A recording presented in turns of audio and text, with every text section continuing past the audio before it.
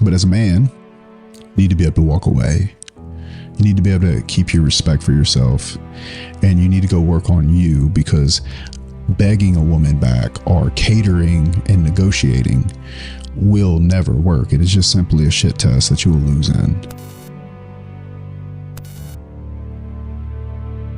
Well, if you're a weak man and you're going through life and you don't have the strength and resilience to resist the trials and tribulations of being a man, and you're constantly hurt by everything, and you're constantly upset and depressed and sad because you're weak, how could you possibly do good?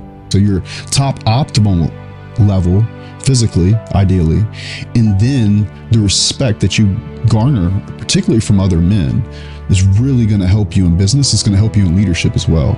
I think being in good shape makes business substantially easier. Is it fair? No. Is it true? Absolutely. It is absolutely not acceptable for you to live a life of mediocrity by self-diagnosing, self-manufacturing, and looking for evidence in the world that you have anxiety and depression. Because you have anxiety and depression because you are incongruent with the man that you know you are meant to be. And it is consciousness that's knocking on your door in the form of anxiety and depression, in the form of sadness and loneliness, in the form of shame and guilt, knocking on your door and saying, dude, I know you're meant for more. You must lean into the sides of your comfort zone, press into the discomfort, stay in it long enough until you develop the mindset and the emotional capacity of a gangster. Someone who has the ability to produce whatever outcome they want in life because they stacked enough wins where they have an irrefutable number of success stacked on top of each other over a period of time that is ultimate confidence. It really comes down to putting your energy in different places. You're always thinking about this woman, right? And she suddenly leaves you. You're gonna be stuck yearning, like thinking about this woman if you let it. But if you divert that energy, like, you just gotta realize that that woman doesn't want you. She doesn't want you, bro. Like, you're literally wasting your time. You're literally wasting your time. You just gotta get over it. You gotta be a man. And you will not find a purpose-driven man who is also anxious and depressed. Because when a man is dedicated and committed to his duty and purpose in life, in reaching his fullest potential, there is no room, there is no time, there is no space for the devil to play.